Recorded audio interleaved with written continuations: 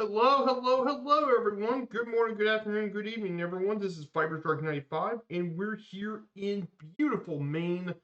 We're at Millinocket Airport here today in beautiful northern Maine.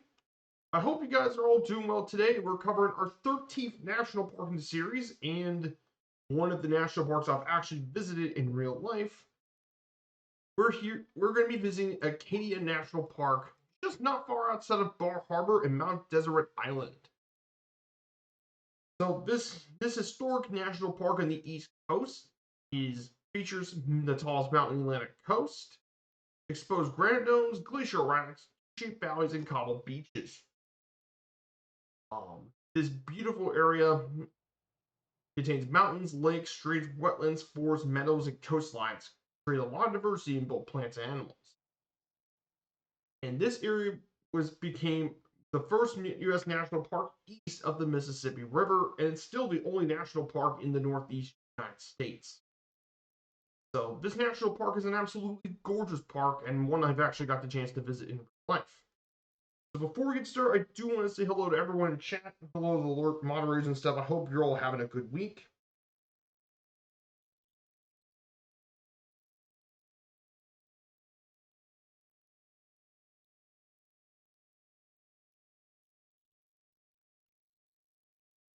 So that is what we're doing here today. So here's our dam map for today. So we're going to start here at Millinocket Airport. We'll go ahead and go over to Mount Caffedan. Then from Mount Caffedan, we're going to head down southwest. We're going to go to Sugarloaf Regional Airport. Bravo 21. And then from there, we're going to go down southeast, and we're going to head to our next stop, Bush Point at Ridgeview Airport, 12 Mike Echo. And finally, from there, we're going to go to Bar Harbor, to Acadia National Park. We're going to go through the Bass Harbor Light Station. We'll go through Cranberry Island. Then we'll head up north to the northeast part of the harbor. We're going to go around here. We're going to fly over Penobscot Creek. We're going to make a stop here at Bubble Rock. Then from there, we'll make our way over to our next bush landing at Cadillac Mountain, the tallest peak in the Atlantic coast of the United States. So we'll have a pit stop here.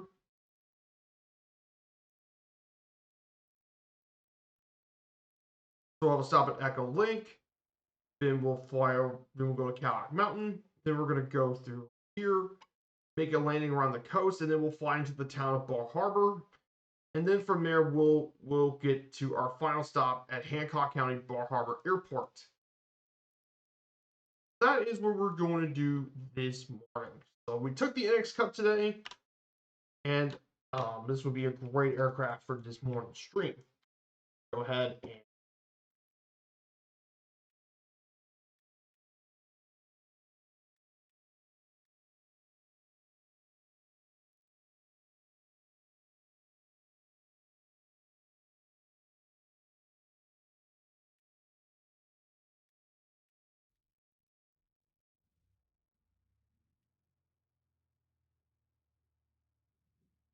so we're going to go ahead and get ready to take off here at Millinocket Airport, and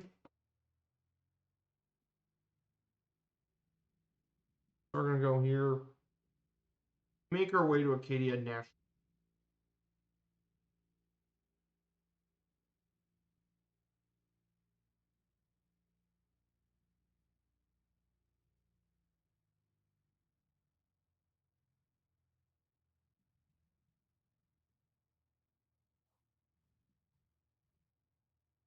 And take off here. We're going to fly 6,500 feet.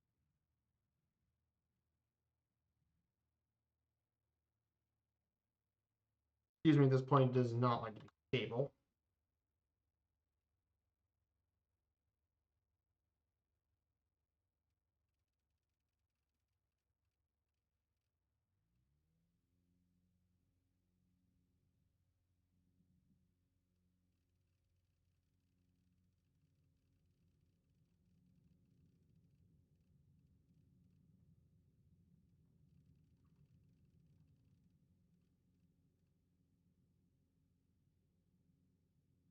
We're going to go here, turn left.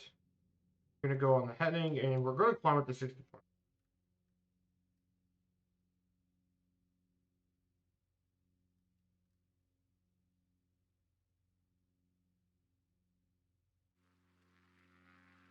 We're going to climb our way over to Mount Cavenden. Now, Mount Cavenden, by the way, is the tallest peak in Maine. Maine's tallest point. Mount Katahdin is the tallest peak in Maine, 5,200 feet. Its name translates to Great Mountain by the Penobscot Native Americans. And it's been known for this region for thousands of years, and it's inspired hikes, climbs, journal narrative paintings, and a piano sonata.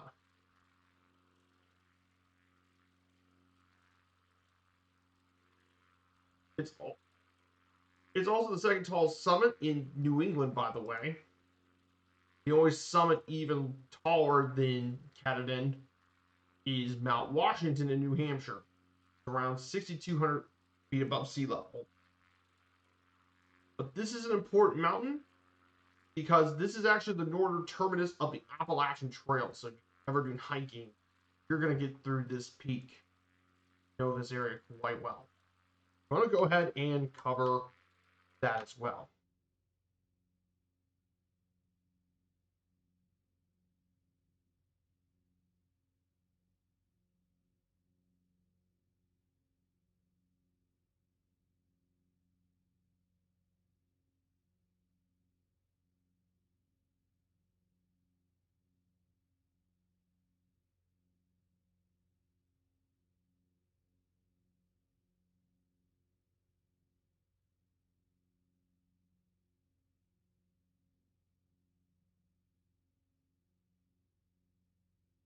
Pretty important stuff going on with peaks here.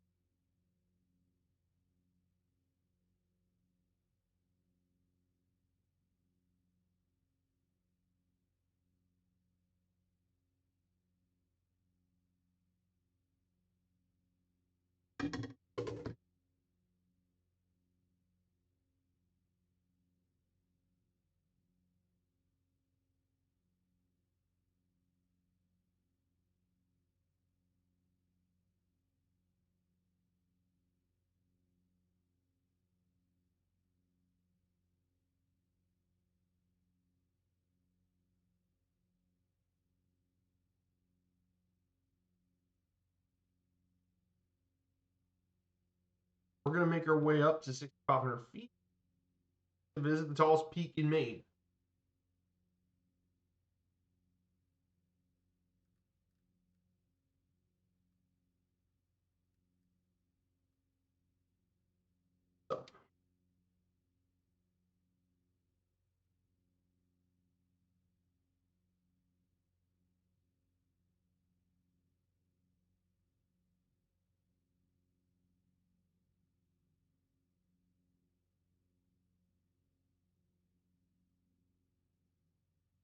So, we're going to head over to Mount Cavenden.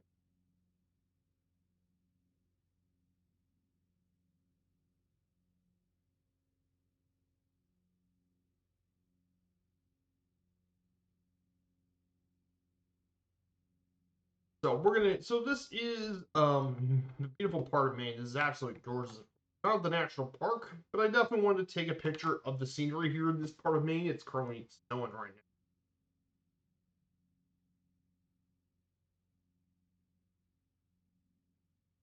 What a beautiful area of country here in this part of Maine. In terms of snowfall, by the way, Maine gets an average mean snowfall amount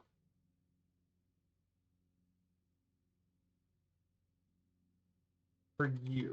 In terms of snowfall per year, it depends on which regions of Maine.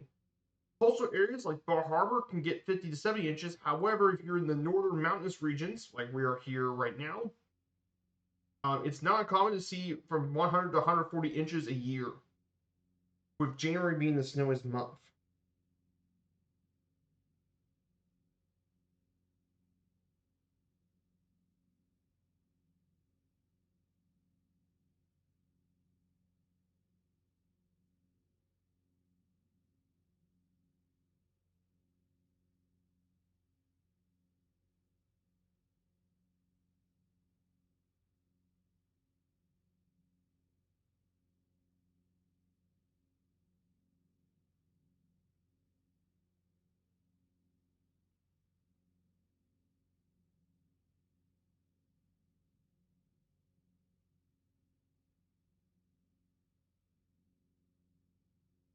this is Mount Catherine, by the way.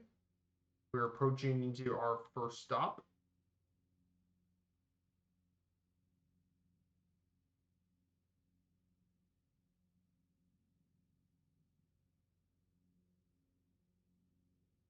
We're not going to land at Mount Catherine, obviously. We're just going to fly over it for a bit. So once we fly here, we'll start our notes about Acadia National Park. Start about our notes. Pass.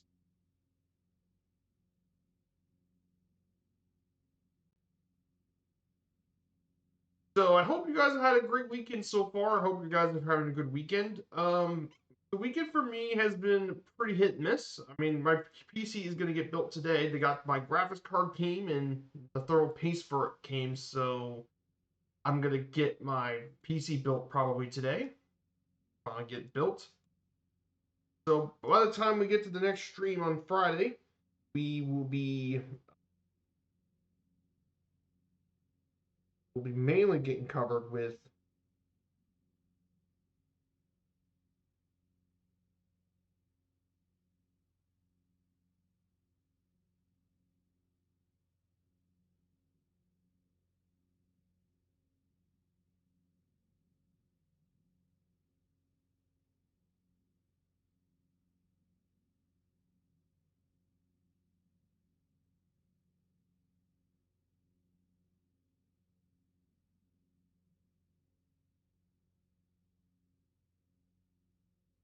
so that's what we're doing here this morning.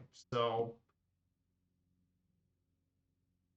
but we are going to do this pretty quickly though. I'm going to try to make this as quick as I can. So we're not going to really stop at very many places.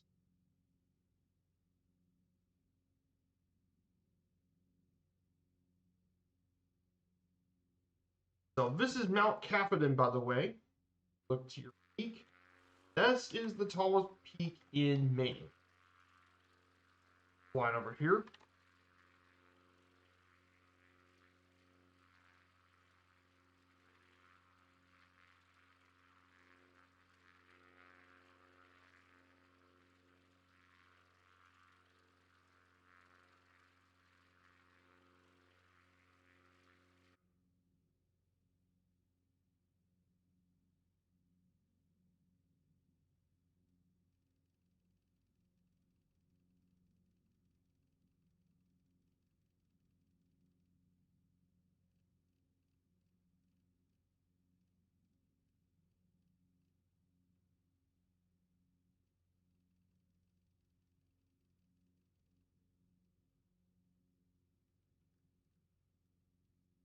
So we're going to descend down to 4,000 feet because that was the tallest point of the entire leg.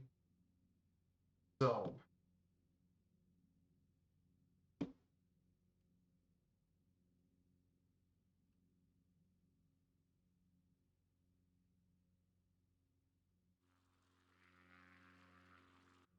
beautiful views of Maine. So now we're going to go ahead and talk about Acadia National Park here.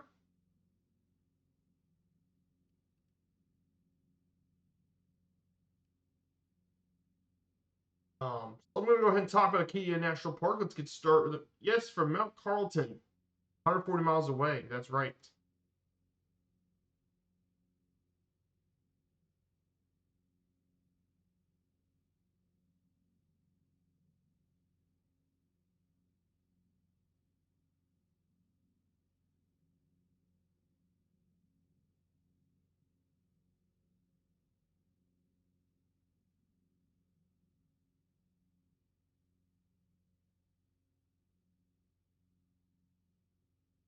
So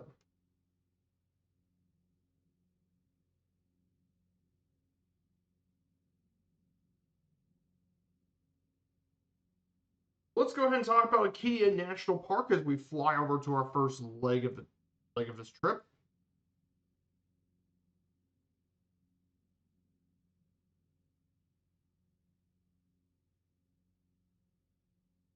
So Acadia National Park is located in the northeast United States here in Maine, along the southwest of Bar Harbor. This park includes about half of the Mount Deseret Island and part of Isle Ahat, tip of the Shire Peninsula, and portions of 16 smaller outlying islands. This park contains the tallest mountain in the Atlantic coast, Cadillac Mountain, as well as granite domes, glacial erratics, U-shaped valleys, and coral beaches. Woven in this landscape is a historic carrier road system that was financed by John D. Rockefeller Jr., the only son of John D. Rockefeller. And this park encompasses 49,000 acres. And Acadia has a rich human history dating back to more than 10,000 years ago with the Wabanaki people. Of course, fur traders came into this region. The European fur traders and European explorers came in the 17th century. And in the 19th century, summer visitors and wealthy families came to this area to escape the city life. This national park is really special. It was initially designated as Sur de Monts National Monument by President Woodrow Wilson in 1916. Then it was renamed and redesignated as Lafayette National Park. It was named after the French military officer who joined the Continental Army in 1919. And then 10 years later, it was renamed to its current name, Acadia National Park, in 1929. And Acadia National Park is actually among the most visited national parks in the country. It's been increasing over the past decade. 2021, a record 4 million visitors came to visit Acadia National Park. A lot more people are coming to visit this park. I'm one of those people who did get to visit Acadia. Very cool national park, very, very overlooked, but this is a very great park if you love the outdoors. So definitely a great national park for it as well. So, in terms of other sport news, of course, for the game, we ended up picking the Oilers versus Flames, which was the game we last night was a 3-2 victory for Calgary. They knocked out the Oilers as the Flames got 3 goals out of Blake Colvin, Brian Lomberg, and Yegor Stronkovich. Got 3 big goals. Well, the Oilers got 2 goals out of Evan Bouchard and Connor McDavid, but it wasn't enough. The Flames, Oilers. So, big stuff going on for sure.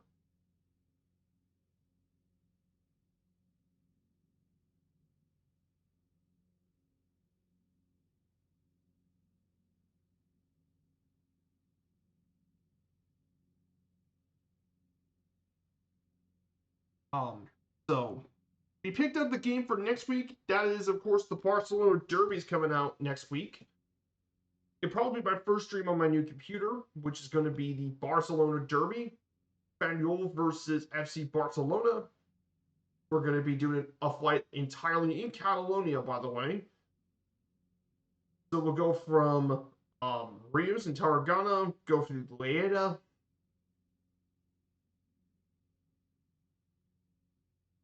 then go through the mountains near Andorra, into the Catalan Pyrenees, and then we'll make our way to Girona, and then back to Barcelona.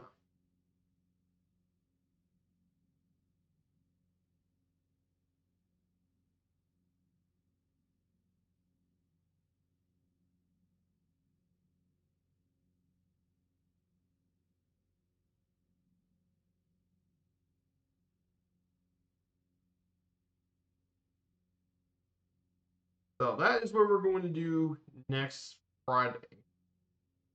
So looking forward to that, of course. And of course, we also have our next national park next Sunday. It's going to be Grand Canyon. A lot of fun. In terms of sports news, of course, Everton drew. I mean, to be kind of fair, they did lose a lot of players due to the African Cup of Nations, AFCON. So Everton did lose some of their major players, but it's still disappointing they couldn't get a goal against one of the weaker sides of the league. So Everton not doing too well right now, but they now are in 11th place in the standings.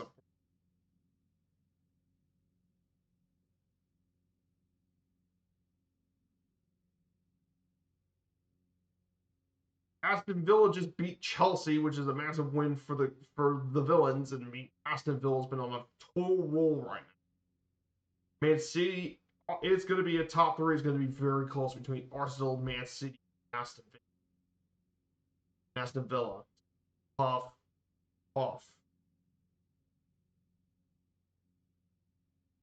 So it's going to be a tough Premier League, of course. And also, the Colts got knocked out of the playoffs, sadly. As Indianapolis got knocked out of the playoffs thanks to the Texans win over the Chargers, they got knocked out of the playoffs. Started 7-1, and they choked the rest of the season.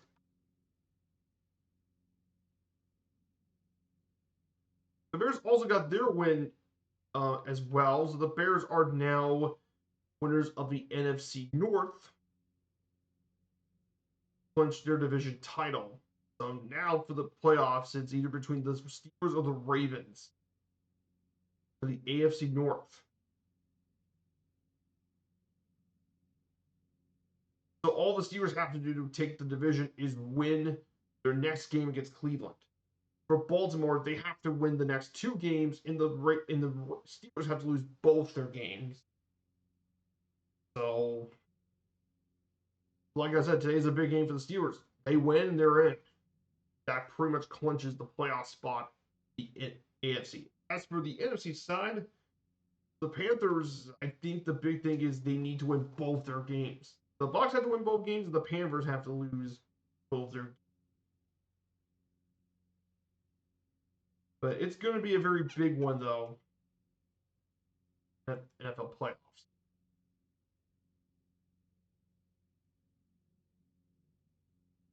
So let's go ahead and talk about the history of Acadia National Park while we're at it. The history of Acadia National Park, the geography. Let's talk about the geography of the park. So when we talk about Acadia National Park, this national park features mountains, ocean coastline, woodlands, lakes, and ponds. In addition to nearly half of Mount Desert Island, the park designation also preserves a portion of the Shudik Peninsula on the mainland, as well as the Isle of High Baker Island, and a couple more islands. Bar Island, in particular, which is not far from Bar Harbor, can actually be visited on foot over a sandbar around the tide. The Portland Islands in Frenchman Bay by Bar Harbor. About 57 miles of carriage road were designed and financed by John D. Rockefeller Jr., and 45 miles of those are maintained in the park. So it's definitely about 49,000 acres total of land at the park. There's some really unique features in this national park. One of the unique features of this national park are the mountains that overlook the Atlantic Oceans, the lakes within the islands, and pine forest. 26 significant mountains rise in the park, from 284 feet at Fly Mountain summit to, of course, the tallest peak in the park, Cadillac Mountain at 1,500 feet. It's the tallest mountain on the east coast of the eastern coastline of the U.S.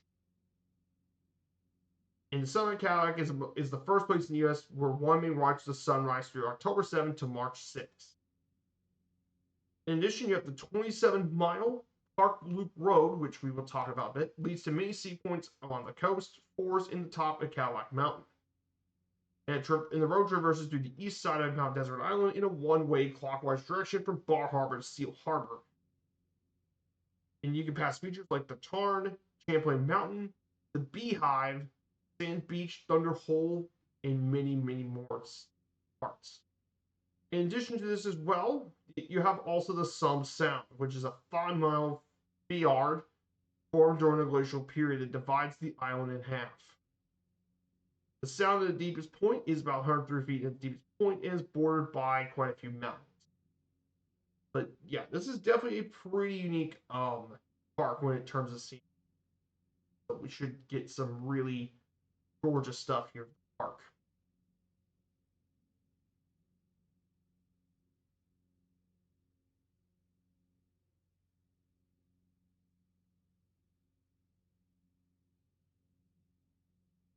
So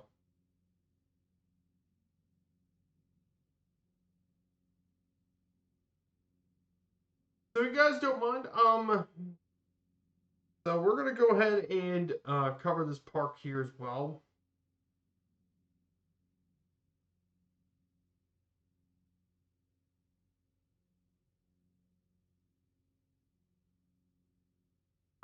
In that as well.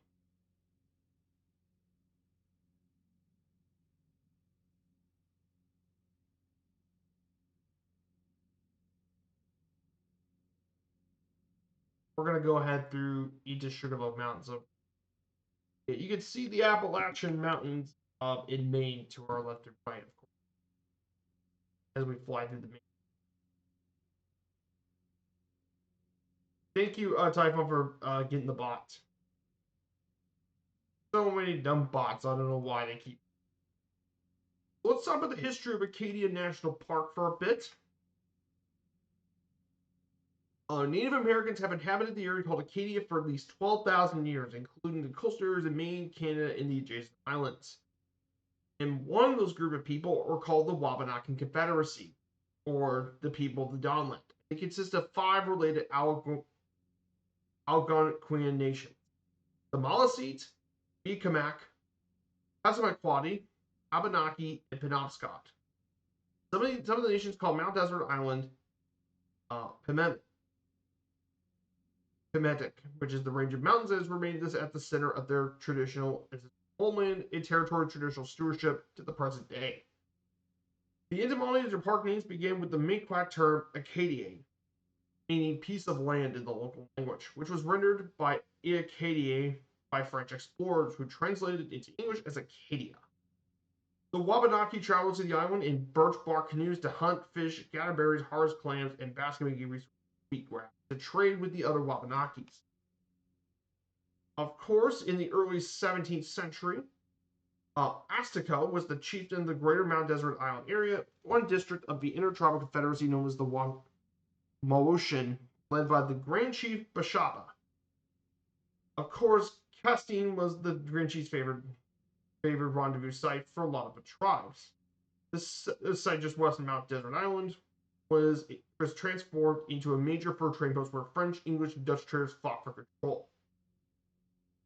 Of course, sealskins, moose hides, and furs were traded to the Wabanakis for European commodities. Of course, all that trade with Europeans also brought in diseases: smallpox, cholera, and influenza, which decimated the tribes from Mount Desert Island southward to Cape Cod. And of course, you all know the natives did not have any resistance to those diseases, so guess what? Only 10% of the original population remains. So there's that too. Confederacy was the Native American Confederacy was dissolved in 1870 due to pressure from American and Canadian governments. Though the tribal nations continue to interact in their traditional ways. For example, in the 19th centuries, Wabanakis sold handmade ash and birch baskets to travelers. Wabanaki performed dances for summer tourists and residents of Cedar and Bar Harbor, as well as many guides led canoe trips. Of course, for 2 years in the 1970s, the nations operated an educational center called Tribe in research and bicultural education in the west side of Eagle Lake. And eventually, American Indian land claims were legally settled in 1980 and 1991. And of course, the Bar Harbor Native American Festival began in 1989. So, still to this day, of course, each tribe has a reservation on the island, and their government headquarters are located through territories in Maine. Some of the tribe members even still live on the island, though others visit for board meetings at the Ag Museum. They perform in exhibitions, craft demonstrations, and gather sweet grass for the festival. Now, if you want to talk about European explorers, of course, the Italian explorer Giovanni da Verrazzano sailed along the coast of Mount Desert Island during an expedition for the French crown in 1524. It was then followed by a Portuguese explorer, Esteval Gomes, in 1525 for the Spanish crown. Then about 18 years later, French explorer John Alphonse arrived in this area in 1542, and he entered through Penobscot Bay and recorded about the fur trade. Of course, a few hundred people were living in Mount Desert Island when Samuel de Champlain arrived in 1604. Two Wabanakis led him to Mount Desert Island, which he named Isle de Monts Deserts, the island of bare mountains due to its bare peak. And he named Isle de Hauts High Island due to its height. And of course, the first French missionary colony in America was established here on the island in 1613. Of course, the colony was destroyed in a short time due to later by an armed vessel from the colony of Virginia as the first act of overt warfare in a long struggle leading to the French and Indian War. Of course, the island was granted to the French in 1628. 1688 by Louis XIV of France, the Sun King, but England got control in 1713. And of course, a lot of this area as well. This area continued to develop more and more throughout the 19th century. Artists and journalists have revealed popularized this island during the mid-1800s. Painters come from the Hudson River School, includes Thomas Cole and Frederick Church, inspired patrons and friends to visit. The term rusticator was used to describe these early visitors who stayed in the homes of local fishermen and modest farmers for modest trees. The accommodations, however, became insufficient for the increased number of summer visitors. So in the 1880s, 30 hotels were operating here on the island, and tourism was becoming the biggest major industry here in the island. Now, for a select few Americans in the 1880s, in the gay 90s, no, it's not because the people were gay. It was because back in the old days, with decadent art and stuff, society part of the Gilded Age. It meant influence on a scale without precedent. The island, being remote from the cities of the East, became a summer retreat for all sorts of the wealthies, the Rockefellers, Morgans, Fords, Vanderbilts, Carnegies, and Astors. These families, with the help of Charles T. Howe, constructed elegant estates, which became cottages. Refining large gatherings replaced the buckboard rides, picnics, and day-long hikes for the rusticated. For more than 40 years, the wealthy dominated summer activity on the island. However, with the Great Depression and World War II, brought the end of this extravagance. So, how this area became a national park, you may ask? Well, while the landscape architect Charles Elliott was credited for the idea of the park, however, the most important figure of all of it was George B. Dorr, and he's called the father of Acadia National Park, along with his Elliott's father, supported the idea through donations of land and advocacy at both state and federal level. Dorr even served later on as the park's first superintendent, and he got a lot of land and stuff in donation. Eventually, he ended up succeeding, as Acadia became a national monument in 1960 by President Woodrow Wilson. In fact, this is the first national park created from private lands gifted to the public. Yeah, all of this was privately owned before all of it.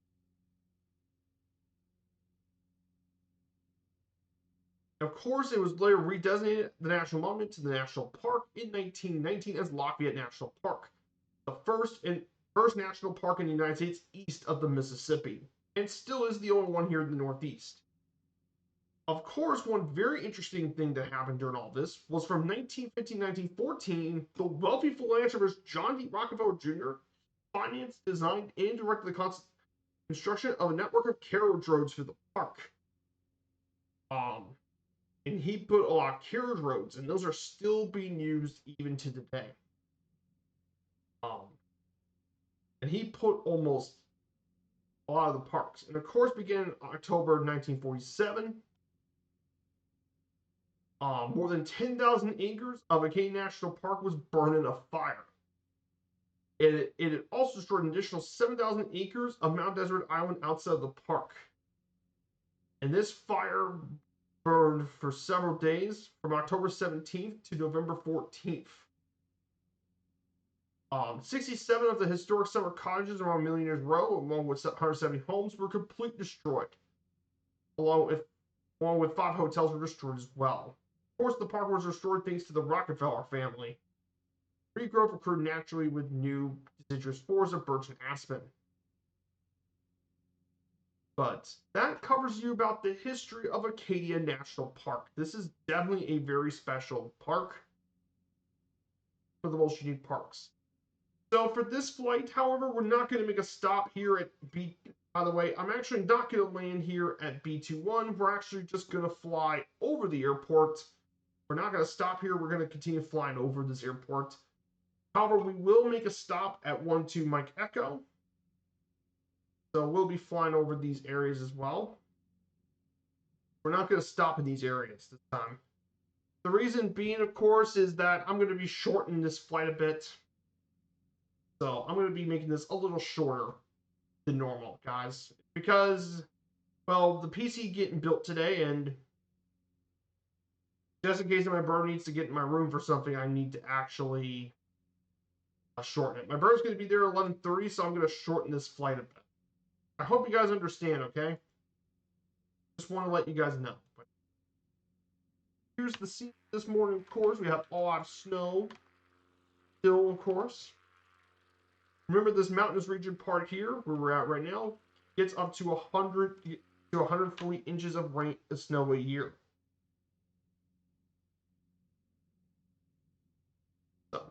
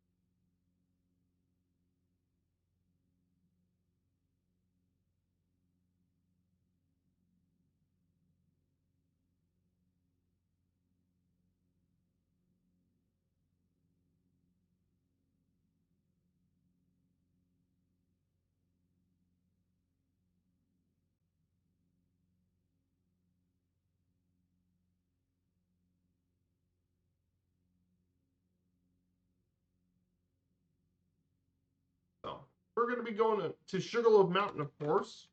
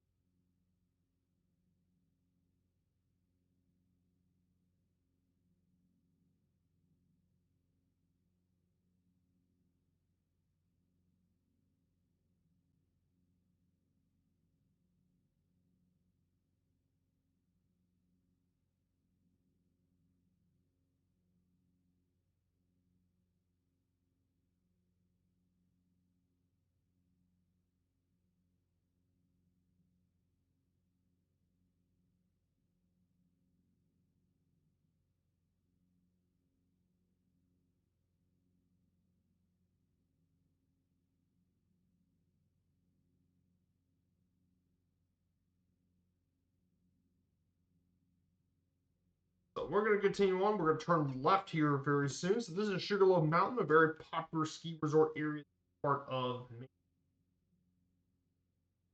We're going to go ahead and turn left here shortly. From there, we'll talk about the rest about some of the other parts of the national park. Cover as much as we can with the rest of it once we get to turn left. In terms of other sport, hey Lord, good to see you, Lord, the real Lord Blackguard. I hope you're doing well here this morning. Oh, thank you so much. Appreciate it. And by the way, I did post a link here. It's the official national park link, of course. It gets you to the actual park website. So this has even more information than I provide for you, but I wanted to give it to you guys as well. That way you guys have some extra information too. But this national park has a lot to do and lots of really cool places.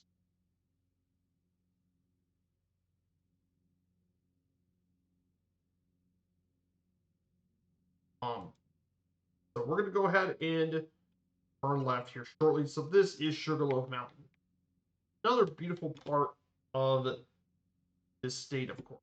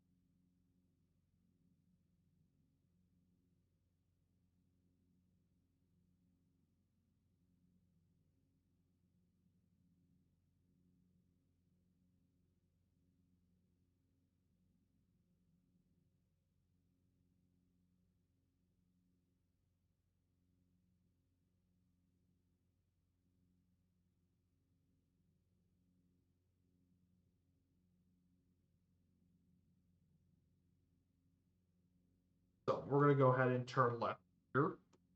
Now we're going to make our way. So let's talk about another thing about Acadia National Park. Is the climate of this park. Now, in terms of climate, of course, Acadia National Park is characterized by a large seasonal variation in temperature with warm and hot summers that are often humid and cold to severely cold winters. According to the Köppen classification system, Mount Desert Island has a warm summer humid continental climate.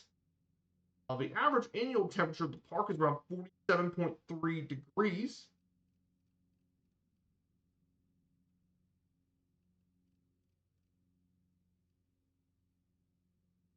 And in July is the warmest month with an average temperature of 69.7 degrees Fahrenheit. And the record high and lows are 96 degrees Fahrenheit and negative 21 degrees respectively. Highest and lowest temperatures recorded at the park.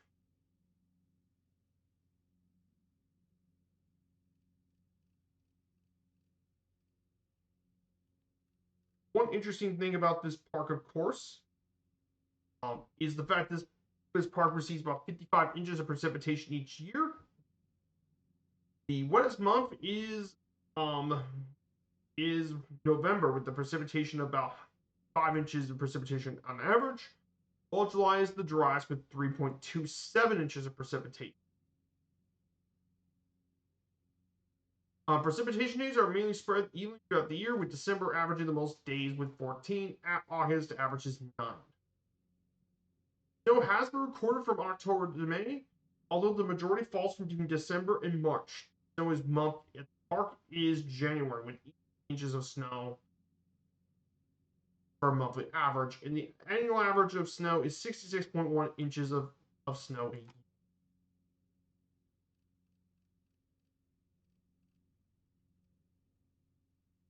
That's definitely something about keeping an average here at the park. Just gonna go down this bit.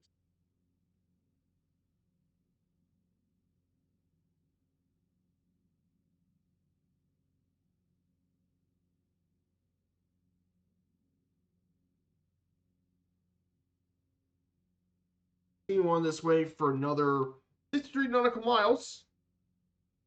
So we're gonna have our first stop of the day here at Ridgeview Airport.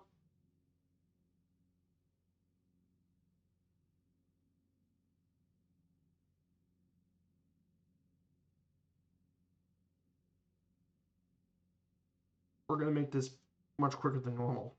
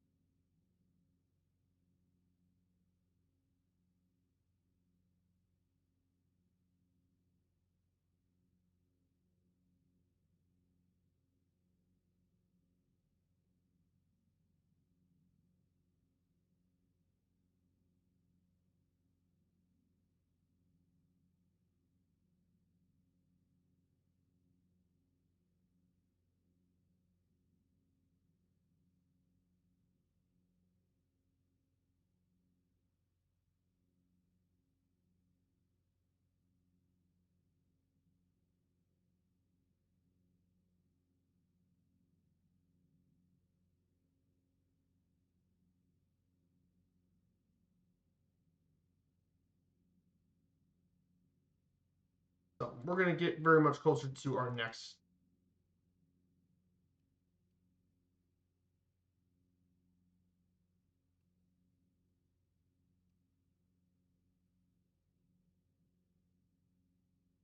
So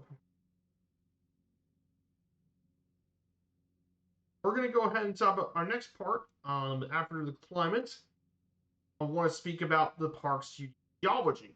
You see, Acadia National Park, geologically speaking, is based on the Cadillac Mountain Intrusive Complex of the coastal Maine-Magnetic Province, which consists of over 100 mafic and felsic plutons, which is different intrusions of rock within the mountain building event that built a lot of Cadillac Mountain. Mount Desert Island bedrock is mainly consists of that granite that makes Cadillac Mountain, made of granite. And granite basically is coarse grained intrusive rock made of quartz, alkali feldspar, mica, and plagioclase. It forms with magma with a high content of silica and alkali metal oxide. And the reason why you see this pinkish color in the rocks here at Acadia, it's because of perthite. And it gives the granite its unique pink color that all over the park. Of course, Acadia itself, by the way, the Acadia itself has a coastline consists of rocky headlands and a more heavily eroded stony or sandy beaches. Coastal areas directly facing the wind-driven waves.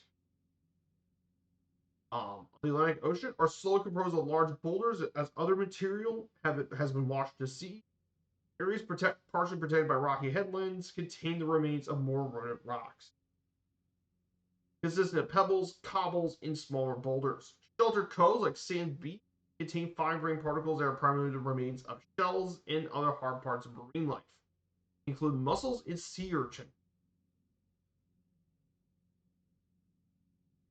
Of course, there's at least 12 sea caves located in the coastal area of the parks, and they're formed when waves cause erosion in the coastal rock formation. So, definitely pretty cool here at the park. And the last part of this we're talking about for now is the paleontology of the park. This area actually got a fossil formation, the pre-Subcot formation, which has mainly found a lot of diverse marine fossils.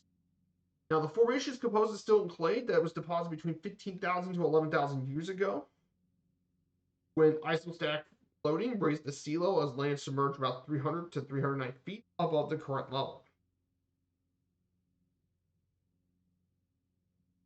Um, some of the main fossils here, you can find plant fossils like pollen, spore, logs,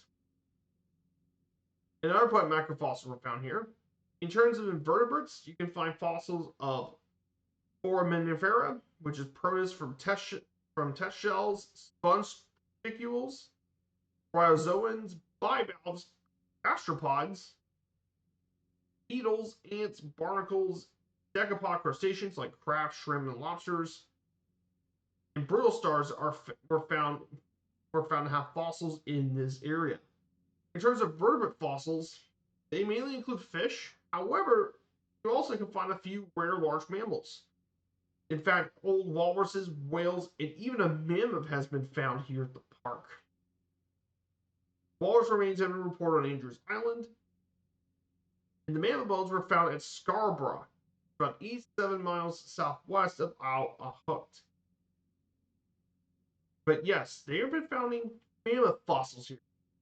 Right as that sounds, that's actually true. And even though it is found about 87 nautical miles from here, it's more than likely that there have definitely been mammoths around this island, of course.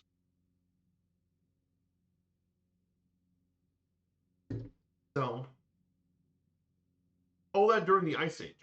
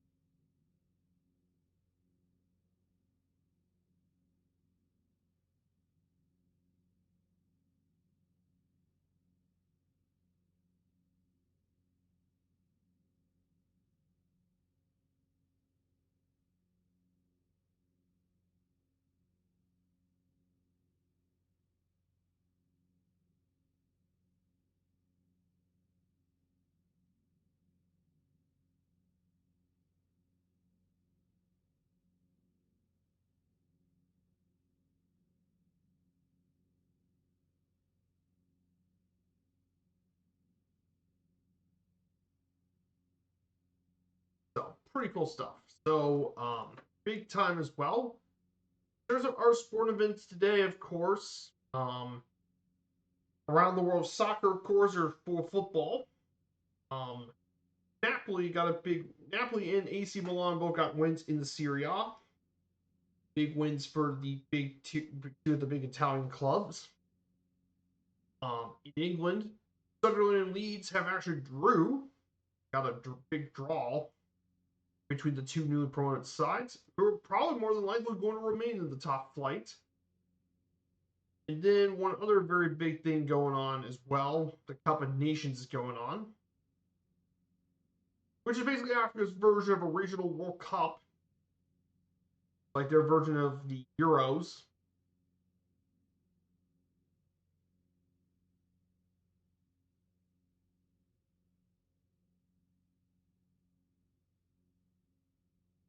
Some pretty big stuff going on.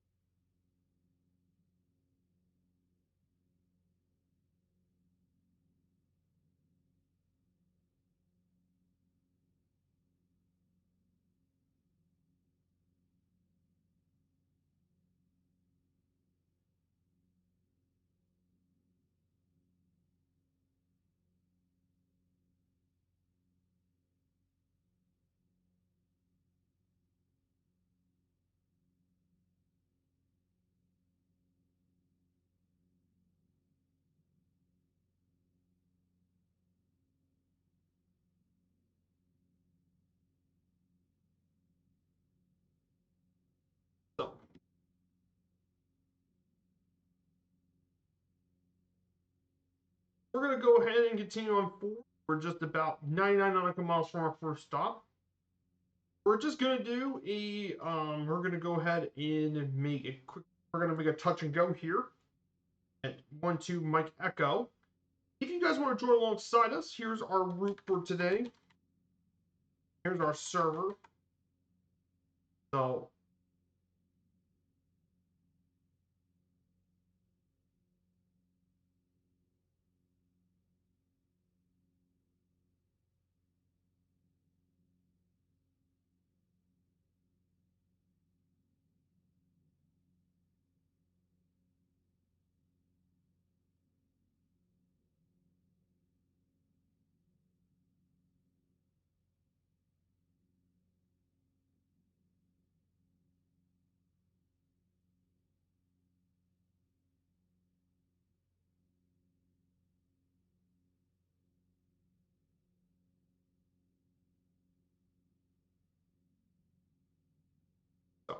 we're going to continue on forward, of course.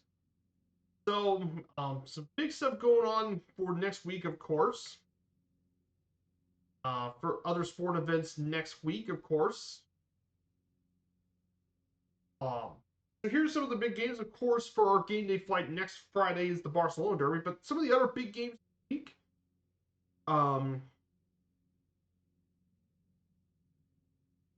In Australia, we have the big matchup in Australia between Melbourne Victory in Perth Glory on Friday.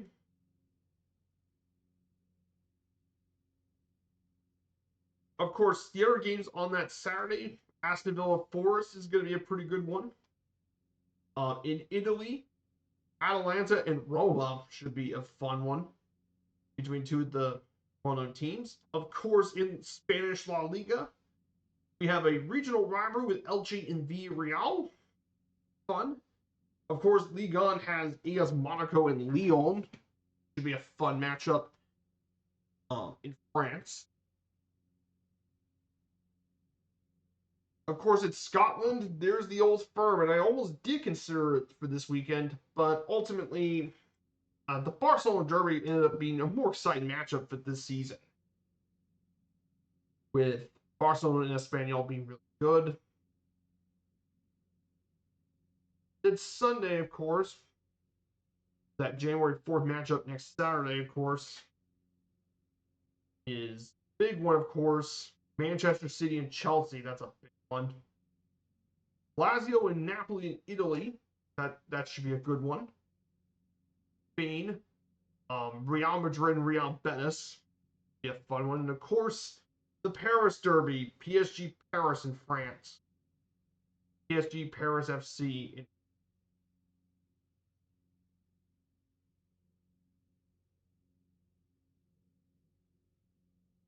got some big games coming up for this sort of stuff. Oh, nice. New York to Minneapolis. That should be a nice flight. That should be a really nice flight there, Real Lord Blackart. That should be a really fun. That should be a really good flight. From New York to snowy Minneapolis.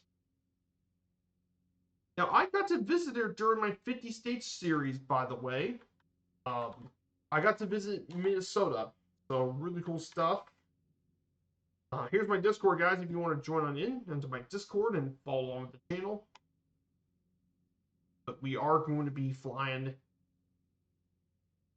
week. So if you guys see the peaks, that's because we are arriving near the national park.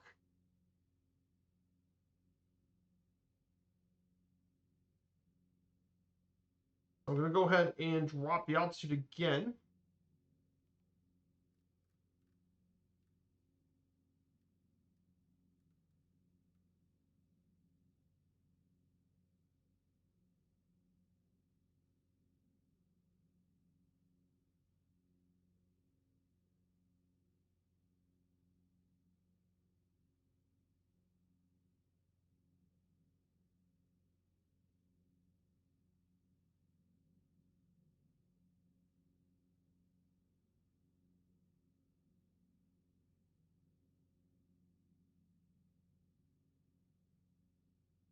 Oh, Blackheart. No, no worries. I'll call you Blackheart then. But thank you for letting me know your username. What you want me to call you? That's fine. So, I actually got a chance to visit Acadia, believe it or not. I actually have pictures of it on my Discord. Let me get bingo. Let me show you some of the pictures of Acadia National Park, if you guys don't mind. If I show you some of my,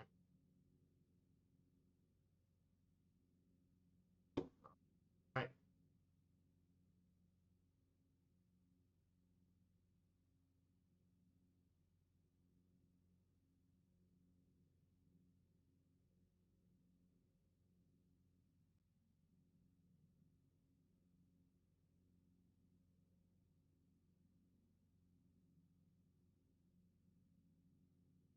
gonna take a little bit of look at.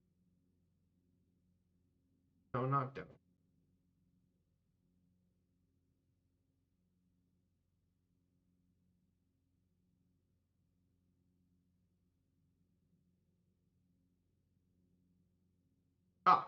Here it is, guys. Here it is. Let me show you some of my pictures.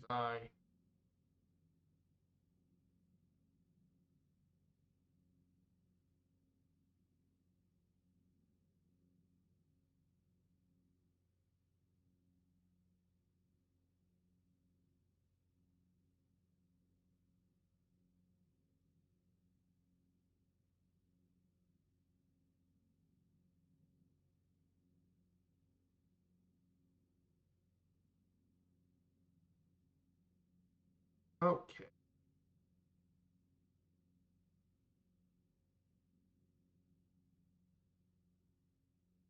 Here it is. Let me go back to my travel chat.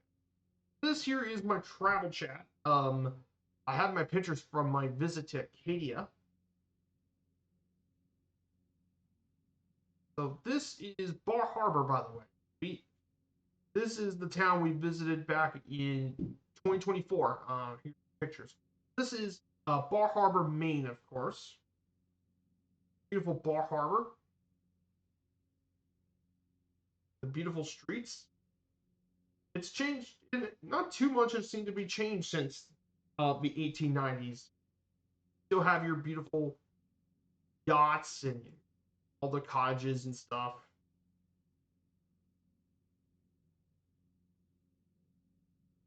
All the old buildings, of course. There's the Ab Museum. This is the Native American Museum here. Indigenous Museum. Yeah, you can see all these old cottages and stuff. Um, some of which have still survived from the fires. But beautiful area though. There's the Historical Society. Um, Here at Acadia, out just outside in Bar Harbor.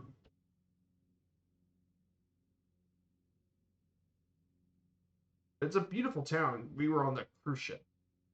Of course, they don't do much cruise ships around Pearl Harbor anymore. They had a cruise passenger restriction of 1,000 people. So here's some of the pictures we have at the park.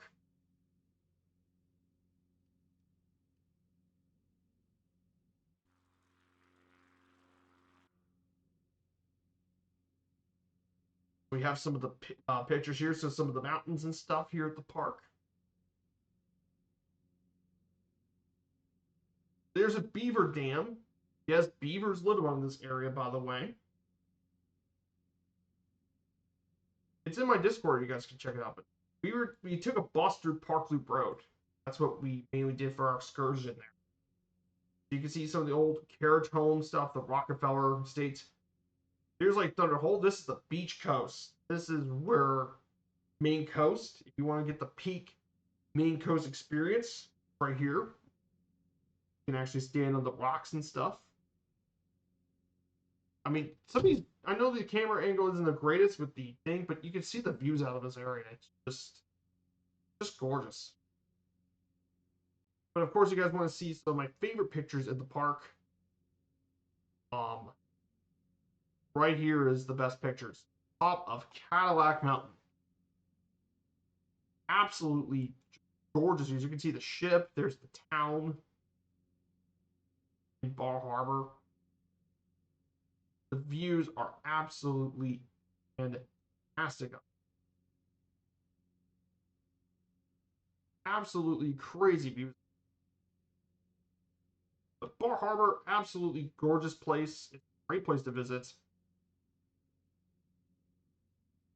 Yeah, that is some of my pictures from my day at Acadia National Park.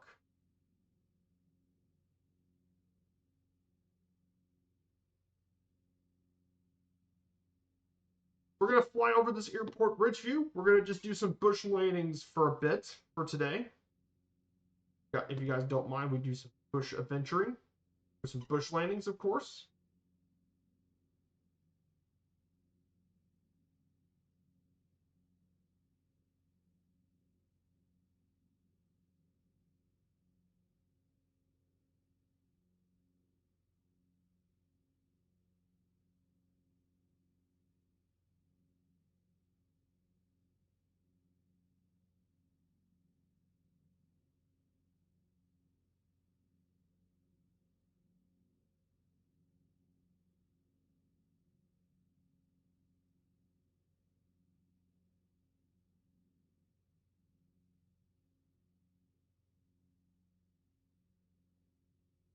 Oh, we got a new arrival. Thank you for one of the new arrivals for joining the Discord. So yeah, my Discord's got all the latest stuff for the next for all the future streams and content. I also have a YouTube as well for some of the VODs, of course.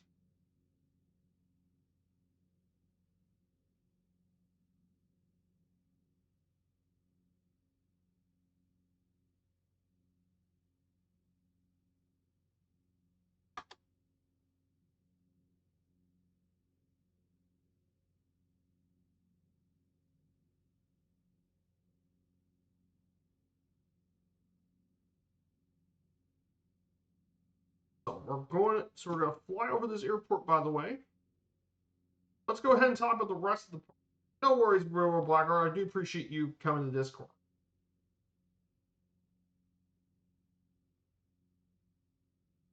Good. Sidewinder. So let's go ahead and talk about some of the other parts of the national park. For the ecology of Acadia, of course, Acadia National Park is rich with different ecological zones at the park.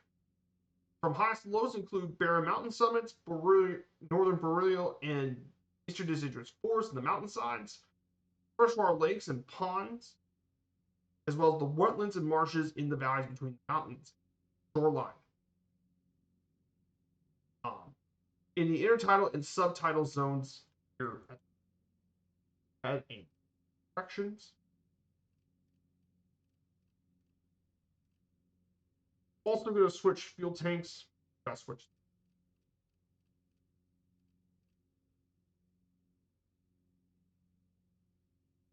So all sorts of really cool ecological zones. Of course, the nutrient-rich marine waters in this around the park allow for cover the entire plains and animals twice a day. Pools of calm water form around the rocks and low tides, inhabited by starfish, dog whelks, blue mussel, sea cucumbers, and rockweed. All produce a lot of the nutrient-rich waters. Of course, in terms of the flora at the park, and one of the really cool areas here at the park is it's home to both deciduous and coniferous woodlands. Now, of course, some of the main bushes include lowbush bushberry, Canadian butchberry, hobble bush, blueberry lily, Canada mayflower, wild sarsaparilla, shadbush, starflower, rosy twisted stalk, wintergreen, and white pine tree. They live among those areas.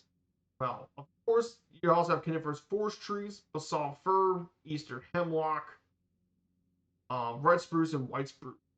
Of course, trees found in the mountains include great birch, common juniper, jack pine, pitch pine, while smaller trees and shrub like green adder and pin cherry live in this area.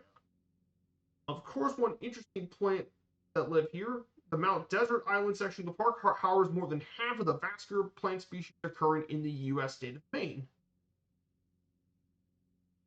So, so if you want to find a lot of Maine's unique plants, definitely a great place to check out here.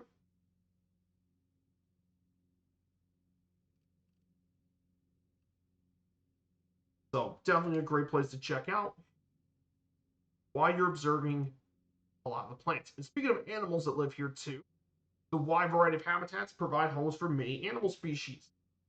The coastal location also encourages a large number of species. However, small size and isolation limits the type of animals based on size. There's 37 million species in the park. They include carnivores like black bear, coyote, red fox, North American river otter, raccoon, fisher, American mink, and various weasel species. You can find ungulates, including the moose and white-tailed deer. There's a ton of rodents, beavers, um, 3 different squirrel species, including the eastern gray squirrel, shrews and moles with 5 different species of shrew, and several major bat species, big brown, red, and northern long-eared bat species found at the park. In addition to this, there's over 215 bird species are present sometime during the year at the park, including an additional 116 possibly present but unconfirmed, making a total of 331 potential species of birds can live around the national park. Some of them include larger birds like golden and bald eagles, gerfalcons, turkey vultures, ospreys, hawks, and owls. You also have waterfowl species including 4 different types of geese, along with various ducks, including mallards, wood ducks, blue-winged and green-winged teals, canvasbacks, and harlequin ducks, various seabirds like terns and gulls, and many types of shorebirds. Are very unique bird species here at the park. There's also various fish species, as well as various fish, reptilian, and amphibian species live here at the. And finally, for now, our last area for now, of course, is recreation here at the park. Of course, this is a great national park for recreation. Of course, motor vehicle touring around Parkwood Road is extremely popular year-round. Of course, the coastline can be explored by guided boat trips, or sea kayak. Canoeing and kayaking are very popular on accessible lakes and ponds. There's also about 125 miles of hiking trails in the park. Hiking's very popular here, and there's some great trails all throughout the park. Of course, horseback riding is also well known in the park on carriage roads in certain park areas. Rock climbing is popular here, especially on the precipice. Winter activities including hiking trails using snowshoes, retracted footwear, trekking poles, cross-country skiing on the carriage roads, snowmobiling on the paved loop road, and ice fishing on frozen ponds and lakes. Some of the very popular attractions here for recreation. So, plenty of stuff to do here at Acadia National Park.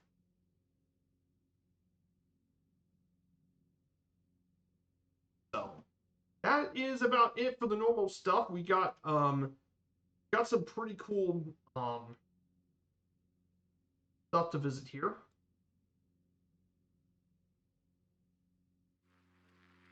Have some absolutely beautiful scenery here this morning. I know this is a bit shorter than what I normally stream at, but my mom wanted me to make sure I shorten this thing up a bit. So I hope you guys understand why I'm not going to stream nearly as long today.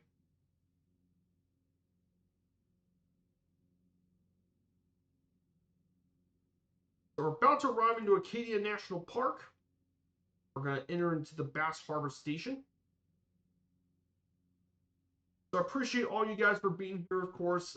You guys are more than welcome to be here, of course. So I'm thinking if we have enough people, we could raid Two-Toe Murphy. He's currently streaming right now. We can raid Murph in his stream. Murph's always got great content.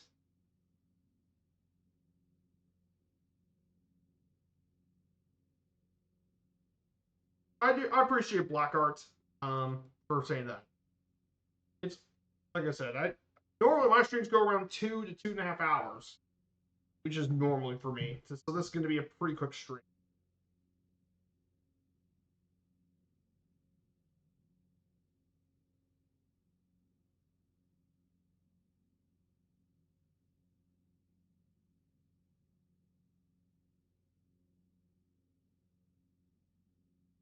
So I'm very excited to get ready for this leg of the park. So yeah, there's Acadia National Park to our left. That is Acadia. You can see that by Cadillac Mountain to our left.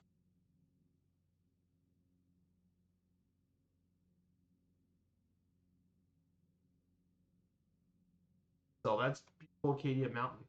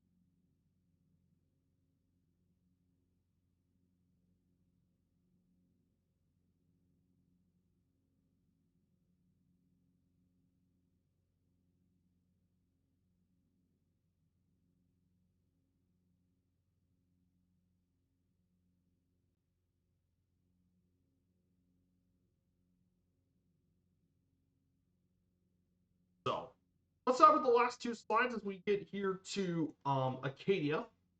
So we're going to talk first. We're going to talk about the highest point in the Atlantic coast of the United States, Cadillac Mountain, of course.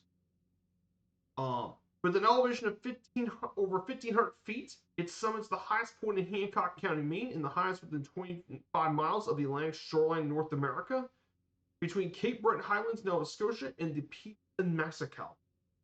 It is also known as the first place in the continental U.S. to see the sunrise, though it's only true for a portion of the year.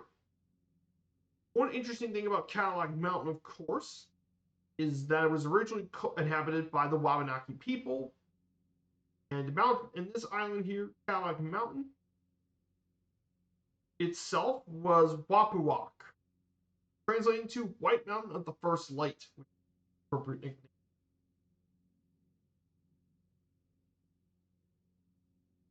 Of course, the summit was actually very important. It was once called Green Mountain by the Europeans. However, it was now changed in 1980 and named after the French explorer and adventurer Antoine de la Mothe Cadillac. Believe it or not, what if I told you the Green Mountain Cog Railway actually operated the park for 10 years to take visitors to the Green Mountain Hotel? However, in 1895, the hotel was burned down.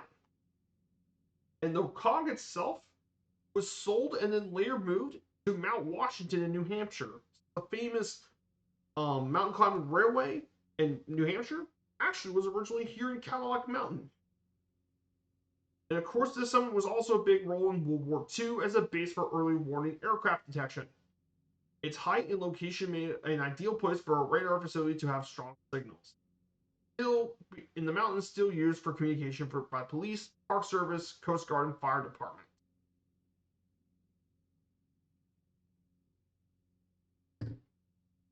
So, plenty of really cool things about Cadillac Mountain. And I got a chance to visit there. Views are absolutely incredible.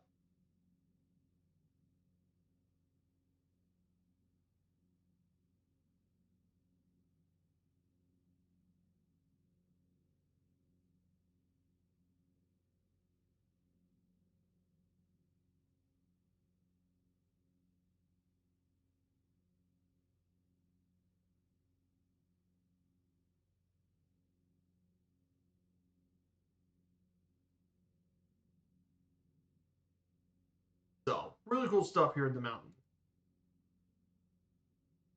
We'll be heading around to here. We're going to keep 2,000 feet for just a bit. So, we're going to be here very soon. Just 40 nautical miles out. We're going to have a couple of bush landings here. We'll take some pictures and then bush landing at Echo Lake and Cadillac Mountain. And then we'll fly around Bal Harbor and make it to the airport. We should begin. Hope you guys enjoy this sort of stuff. This is I really enjoy the flight.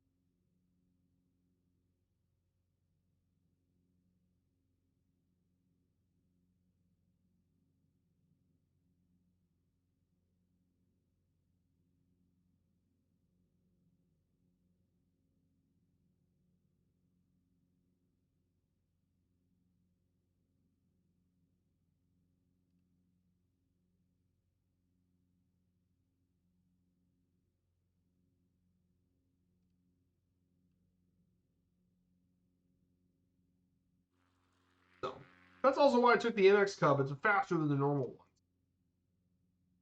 one. Here it is, guys. Mount Desert Island. Unbelievably, it's still not snowing. It looks like it's not snowing in this part of Maine.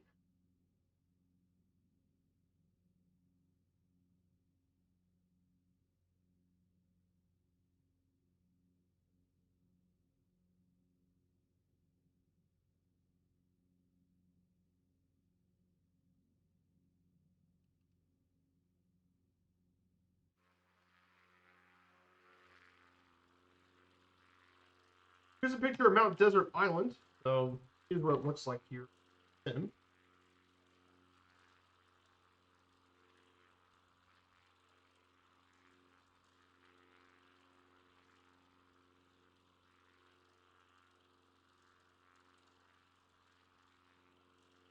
the last slide for today, by the way, guys, our last slide for this stream, one last slide, and that is Park Loop Road is our last slide.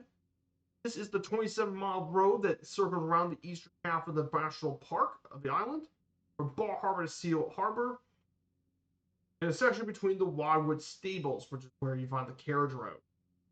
Completed under the guidance of Johnny Rockefeller in 1950 after a 37-year process, the road passes geographical features such as Champlain Mountain, the Beehive, Sand Beach, Ram Mountain, Thunder Hole, Otter Cliff, Otter Cove, Seal Harbor, Jordan Pond, Pimenic Mountain, Bubbles, Bubble Rock, Bubble Pond, Eagle Lake, and the side road to the summit of Cadillac Mountain.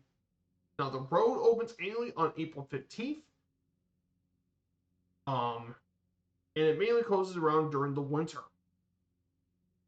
There's tons of points of interest in this road, but mainly the road gets you to nearly all the major places you do want to visit.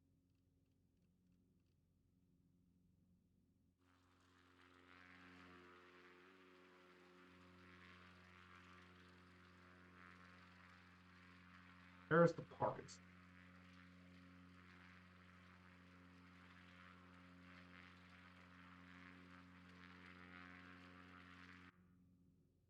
We're doing pretty good, guys.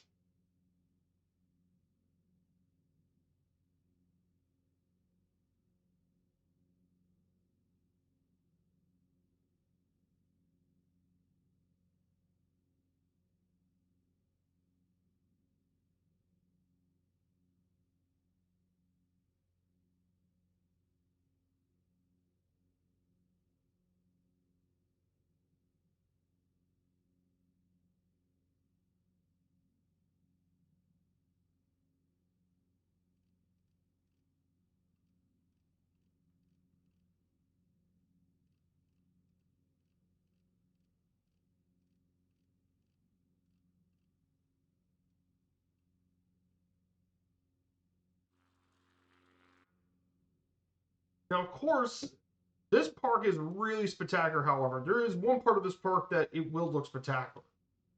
It's not January. It's actually in October, in the fall months. Now, the fall months. This is where this park gets really pretty. When you have the fall colors and the is when Acadia really looks pretty. It is the fall.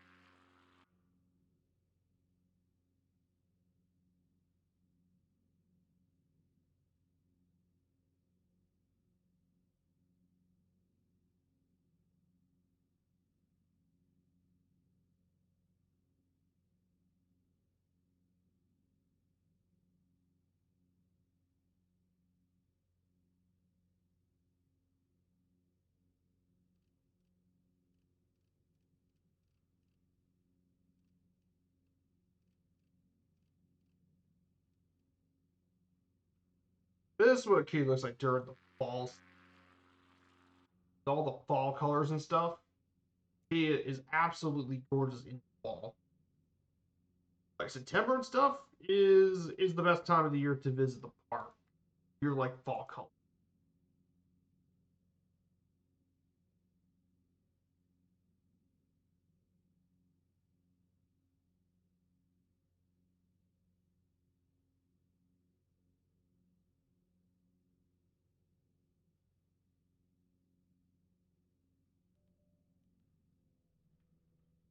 Here it is, guys.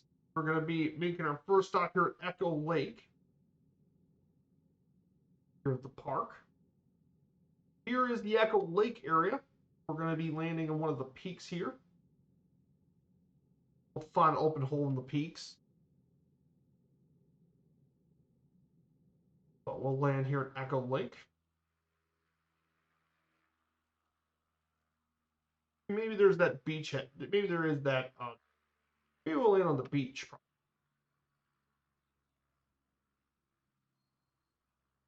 Like I said, there's trees everywhere.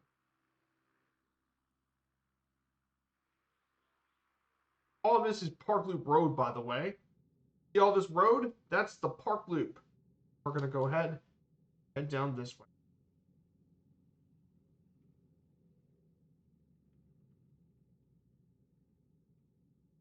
Land right on the beach. Not an easy landing at all.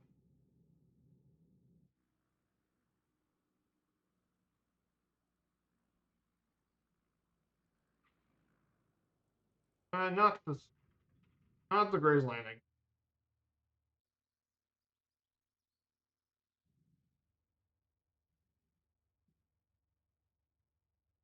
So this is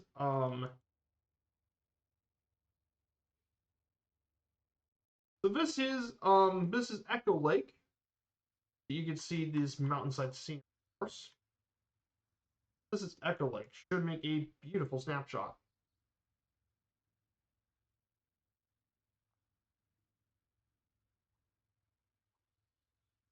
One of the many beautiful areas here. This is Echo Lake, one of the well-known lakeside properties in the park. Should look absolutely gorgeous. I did think about going to the top, but I don't know, with all the tree cover, I don't think it would be a good idea to land in this head.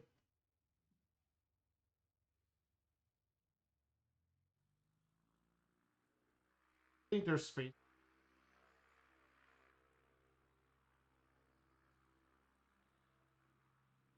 back.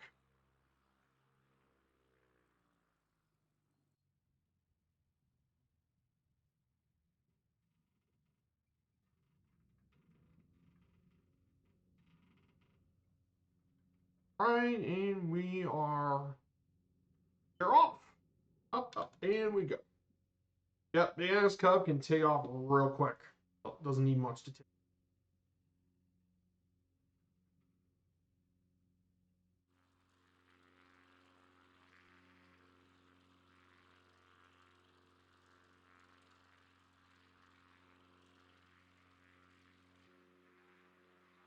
This is the back. Echo Lake, gorgeous, gorgeous lake, of course. So that's what Echo Lake looks like.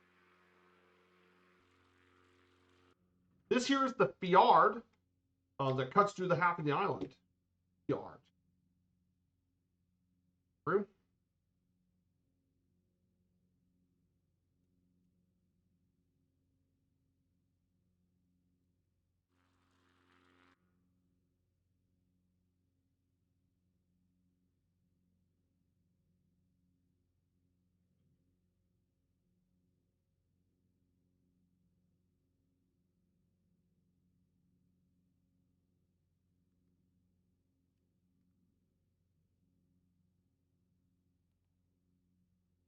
here we go, guys. We're going to continue on this heading. So we're going to so right here to our left is going to be Penobscot Peak. Here's the park.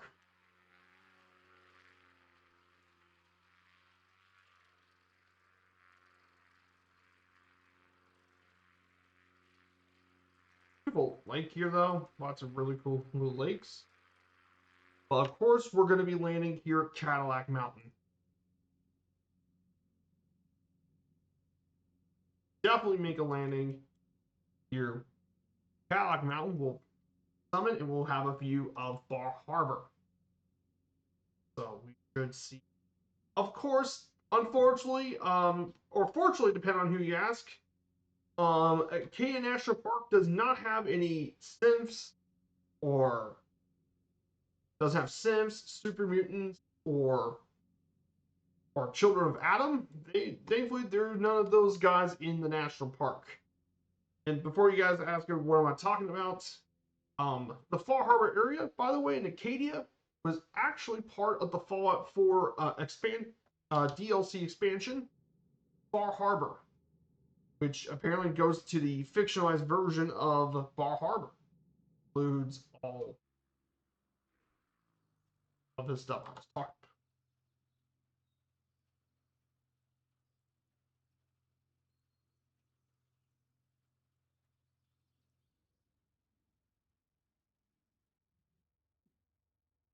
We're going to go ahead and off, and we're going to exit out. So this is Cadillac Mountain, right at the peak.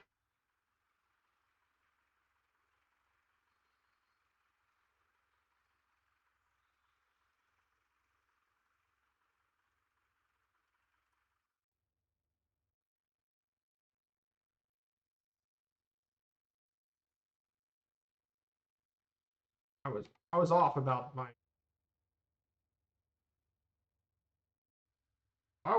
my predictions. I was actually. This here is the overlook of the Cadillac Mountain. Let's see where overlooks get.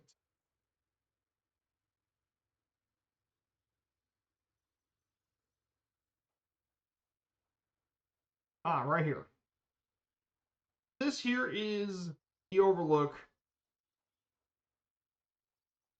of Bar Harbor. Of course, all this is covered in trees, by the way, because this is a simulator. You guys can still see.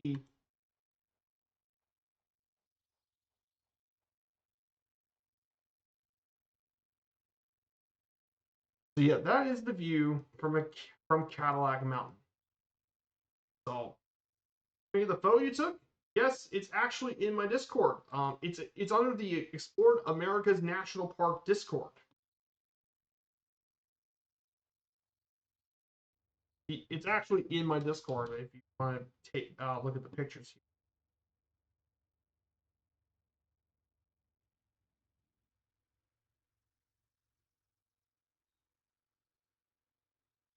So, picture of the plane. Well, but that looks like a drone though. Look at the view out that. That's 1, 2, 6, 7, 8. So that takes. Oh, thank you. I appreciate it. So we're gonna go ahead and depart from Cadillac Mountain. We're gonna go ahead and get.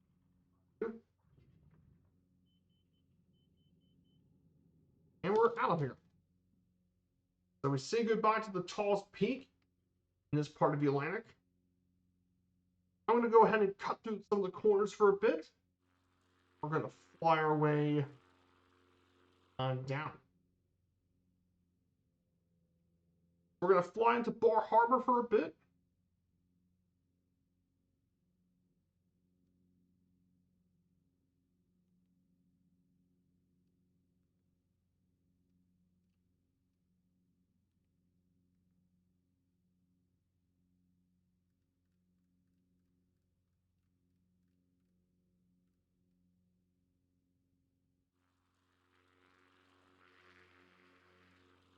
So this is Bar Harbor. Now this is the famous town that's part of Acadia.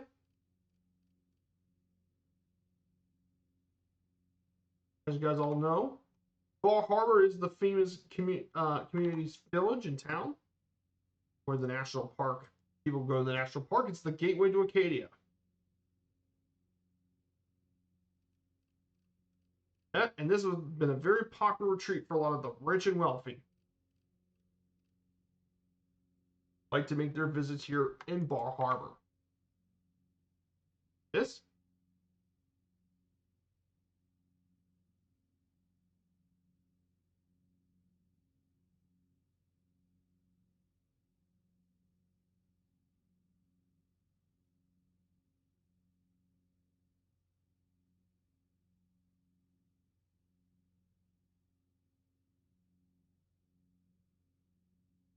go.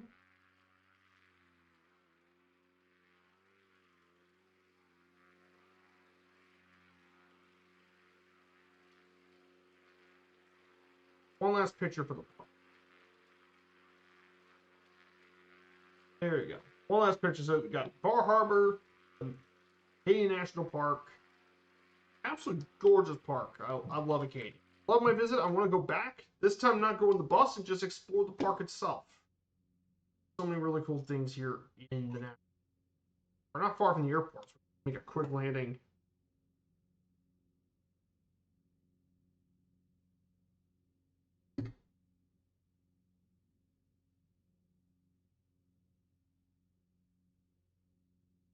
So, yeah, Acadia is definitely amazing in the fall. If you ever look at some of the pictures of Acadia, it's you have the famous turn of the leaves. It's got some absolutely amazing.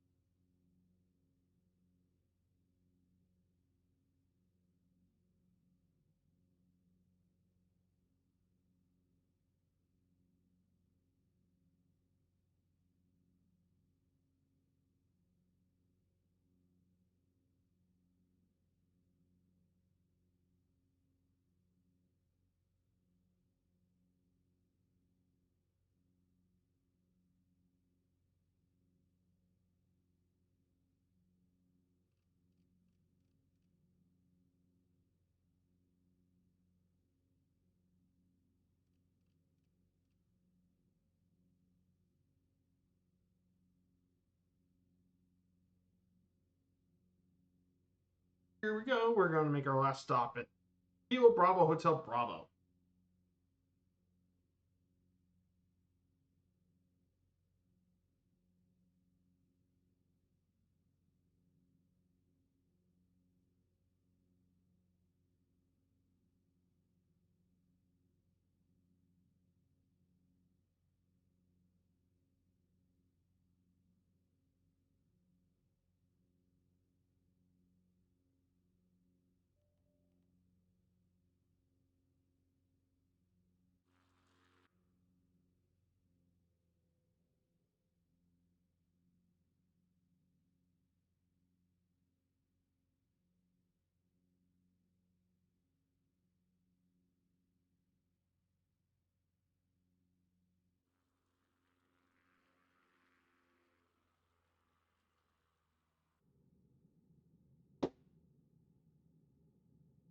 Oh, I thought say I would be. I'm autistic too.